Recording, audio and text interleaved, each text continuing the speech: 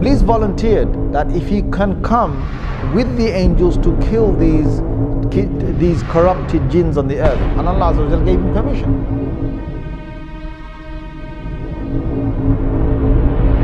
Suddenly Allah reveals to the angels and He says, I am about to make on the earth a Khalifa.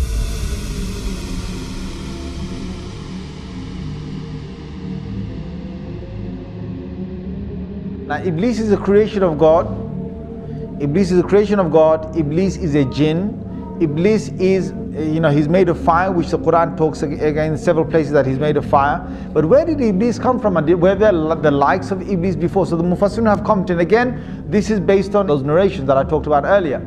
And what Allah Azza wa Jal did is that He created a whole creation of jinns that were on the earth. And this you will find in many of the early Mufassirun have commented on this. He created them on the earth and they had got taklif. Now what is taklif? Taklif is that God's now given them a responsibility to recognize Him. Now when Allah gives responsibility to creation, He will send messengers. So what Allah did is that He sent jinn messengers. So before there was human messengers, before Adam alayhi salam, who was the first human messenger, there were many jinn messengers that Allah Azza wa Jal sent to them. Now the jinns are made of fire, and the jinns, one of the things they have inside them, being fiery is that you're angry and you're hasty, you're fast, you're very powerful. Now the sifat and the qualities that the jinns have between them is that they are in fights and they are in quabbles and they are in superiority and who can prove who's greater. This is one of the nature of the jinns, and they're always in the spirit of challenge. Now there are good jinns. Allah Azza wa Jal has said that in Surah Jinn itself. He's talked about two different groups of jinns, and He said the salihun, and there's those who are pious and those who are not pious. Now the ones that were on the earth were both types, and messengers came down. But the messengers in the many numbers were killed by the jinns on the earth. And there was great corruption that prevailed on the earth. There was great corruption that prevailed on the earth.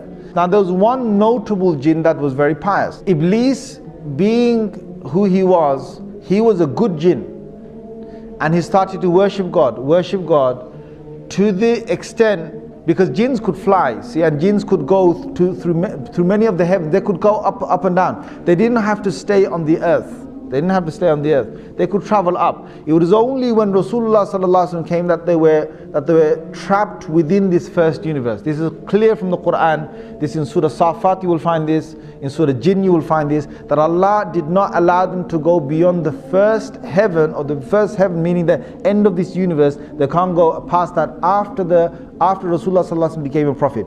But before that they could go above that. So what happened is that on these travels, Iblis proved himself that he was so close to God. And Allah Azza wa Jal then allowed him to get closer and closer, to higher and higher basically. And they say in some of these narrations that there was no space in the heavens was left, like no large space was left in the heaven, but Iblis had gone there and he had worshipped God. So he was a very, very, very close, you could say jinn, servant jinn, however you want to put it, to God. Until then, Allah Azza wa Jal allowed him to come in the company of the malaika, of the angels.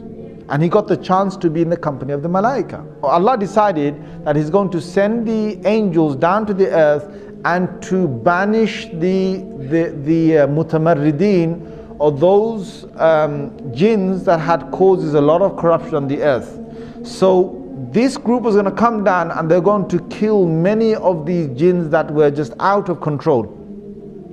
Iblis volunteered that if he can come with the angels to kill these corrupted jinns on the earth, and Allah Azza wa Jal gave him permission. So he came and they killed a lot of these jinns. They left only a few on the earth, and from these few again the progeny of the jinns would start. Now Iblis returns back. Now many, maybe hundreds of years, I don't know, whatever is going by, because jinns have very long lives. They don't have short lives that the human beings that, we only have 60, 70, 100 years. They have hundreds of years. Perhaps they could have a few thousands of years of living. Now you've got Iblis that has gone down there, that has banished these jinns, most of them who are corrupted on the earth, and is returned back with the angels. Now he was with the angels, but Allah makes it very clear that he was not from the malaika, he was from the jinn. Now why Allah makes that clear is because we understand that no malak or no angel can ever disobey Allah Azza wa Jal. Allah's made it in their nature not to disobey Allah, but a jinn can. So the biblical sources, they've now faltered again. They call it a fallen angel. So what they say is that if an angel decides to go against the will of God or the command of God, then that angel, Allah drops him from the rank of the angels, and now he becomes a fallen angel. That's the biblical sort of side, or what some of them believe. The Muslims don't believe that. No angel can ever disobey Allah Azza wa Jal. So that's where we find that Iblis was able to disobey Allah, because he wasn't from the malaika. Now there's one thing here. Why is it that Iblis is now going to disobey God? Now you've got to understand the whole thing behind the creation of Adam alayhi salam. Suddenly Allah reveals to the angels and he says, I am about to make on the earth a Khalifa, or someone who will take command, second in charge, or someone who will rule again, reign after the last reigning. I'm about to make a Khalifa on the earth. Now when Allah said that, Iblis got really happy, right? He must have got really happy. And you know why? Because Iblis knows that the angels are not the ones who are going to rule the earth. If there's anyone, there's going to be the creation from the jinns. Allah is going to now make a Khalifa perhaps from the jinns. But Allah's decision wasn't that He's going to make a Khalifa or a vicegerent from the jinns.